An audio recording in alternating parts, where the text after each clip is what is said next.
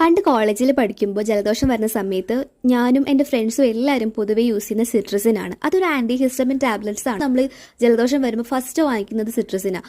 പിന്നെ ഈ മൂക്കുത്തി ഉള്ളതുകൊണ്ട് തന്നെ ജലദോഷം ഭയങ്കര കഷ്ടമാണ്. ഇനി അതിലും അമ്മൂമ്മ ചെറിയ വായുള്ള പാത്രത്തിൽ നമുക്ക് മുറ്റത്തുണ്ടായിരിക്കുന്ന ഈ തുളസി, പനിക്കൂർക്ക, പിന്നെ അല്ലറ ചില്ലറ മയക്കുമരുന്നുകൾ, പച്ചമരുന്നുകൾ എല്ലാം കൂടിയിട്ട് ഒരു ആവി ഉണ്ടാക്കി തരും. ആവി ഉണ്ടാക്കി തരുന്നില്ല, ആവി പിടിപ്പിക്കാൻ വേണ്ടിയിട്ടുള്ള ഒരു സാധനം ഉണ്ടാക്കി തരും.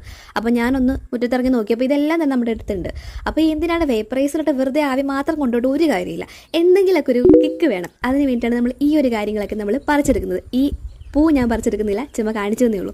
സോ എല്ലാം കൂടി ഒരു കലത്തിലിട്ടു, അതിങ്ങനെ കിടന്ന് കുലുങ്ങുന്നുണ്ട്. ആവി റെഡി ആയിട്ടുണ്ട്. ഇനി നമുക്ക് ആവി പിടിക്കാം. വേപ്പറൈസർ വാങ്ങുന്നതിന് മുന്നേ തന്നെ ഈ ഒരു മെത്തേഡ് തന്നെയായിരുന്നു വീട്ടിൽ യൂസ് ചെയ്തിട്ടുണ്ടായിരുന്നത്. അതാകുമ്പോൾ നല്ലൊരു സാറ്റിസ്ഫാക്ഷനാണ്.